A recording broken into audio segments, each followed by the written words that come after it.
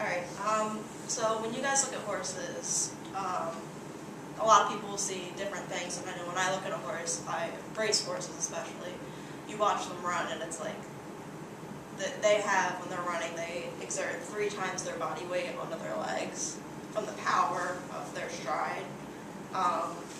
And recently the breakdowns of horses like Barbaro and 8 Bells have sparked more of a light on the issues surrounding horse welfare and like lameness, and a lot of people are looking at the racing industry with a lot more scrutiny.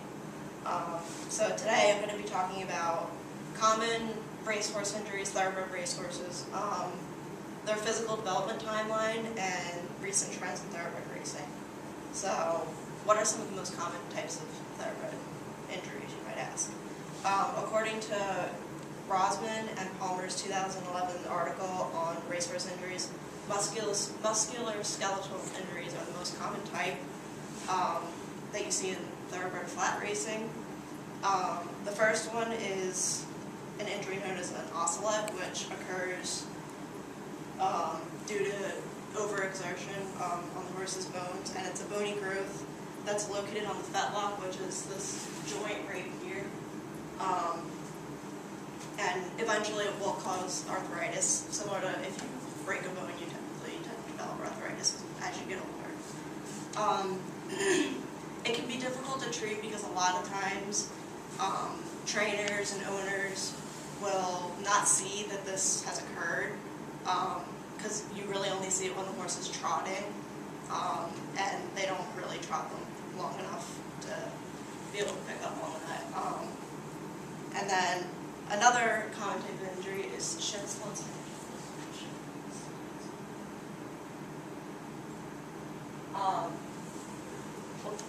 See that.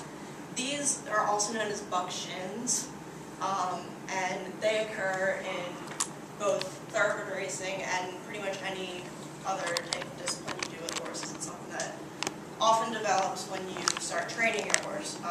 It's an inflammation of the undeveloped bone structure, and this long bone right here is the largest bone in a horse's leg. It's called the cannon bone, and this tiny little ligament back here is what causes the shin splint. So essentially, if you start working a horse too young or too hard, this ligament doesn't really get a chance to develop correctly, and it ends up becoming overinflamed, and then it's like a small microfracture, and a lot of horses have them. Along the line, it doesn't cause a lot of issues, but when it happens, they're extremely tender in their leg. Like if you palpate their leg, they'll like shy away from it because it hurts. And usually if they're given about 6 months off, this will correct itself and the inflammation will go down and they can go back to racing. But oftentimes people don't allow for this to heal. It usually occurs in horses that are between 2 to 5 years of age. And in her article on physical structures on thoroughbreds with intensive training, Michelle Reed referenced a study that was done in 2000 on 216 thoroughbreds that were in training. They found that 56 of these thoroughbreds developed shin splints. 9 of them completed the training successfully and went on to race, and the remaining 161 horses were lost to follow-up, which is a general term used to describe like any of the broad spectrum of injuries.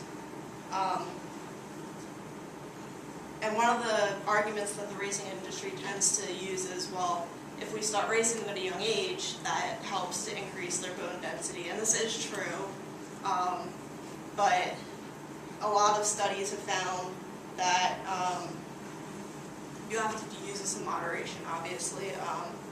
In their article entitled "Exercise, Distance, and Speed Affect the Risk of Fracture in Racehorses," Kristen Verheyen, Joanna Price, Lance Lane, and James Wood present their findings on the study of thoroughbred racehorses, and the results suggested that in the USA, benefits of regular short distance with bouts of high speed are what increases the bone density.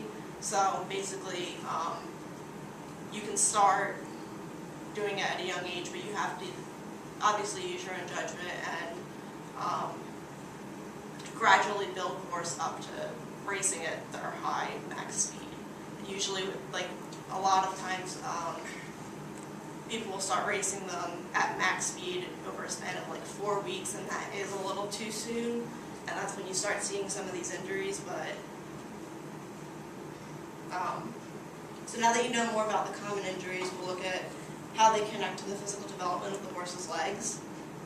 Dr. Ray Gior stated in his article, Stardom Young Horses in Training, said that most racehorses begin their training at the age of 18 months to 20 months.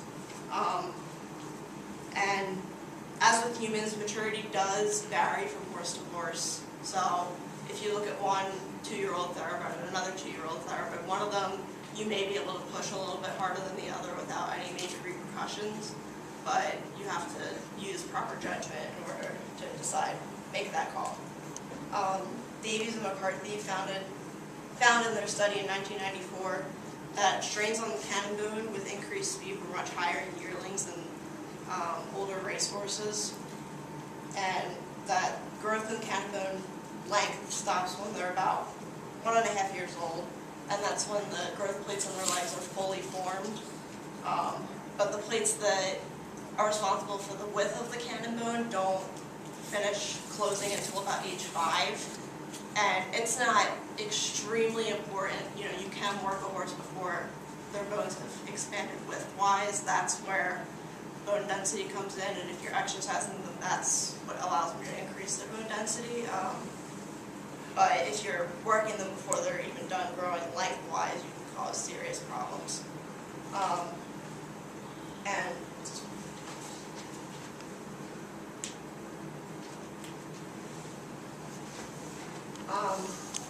Pretty much from this joint right here down, these bones, their growth plates have fused by the time they're about a year old, but then if you go from here up, that is where it takes a little bit longer for things to heat that are finished developing, and that's where you see a lot of the injuries in today's racehorses.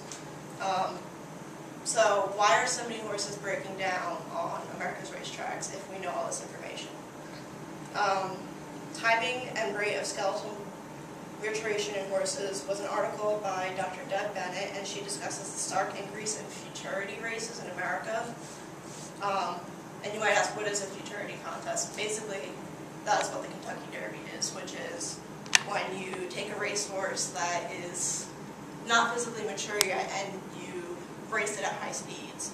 And this was originally a practice that was done to show off potential buyers. Like the upcoming horses that would be available for sale the next season, you know, okay, this is what our breeding farm has to offer right now, and they would race the horse over a short distance, and it ended up generating a lot of income because it was a very exciting spectacle for people to see. So racetracks experienced an influx in people who came to watch races, so they decided, maybe we'll keep doing this. And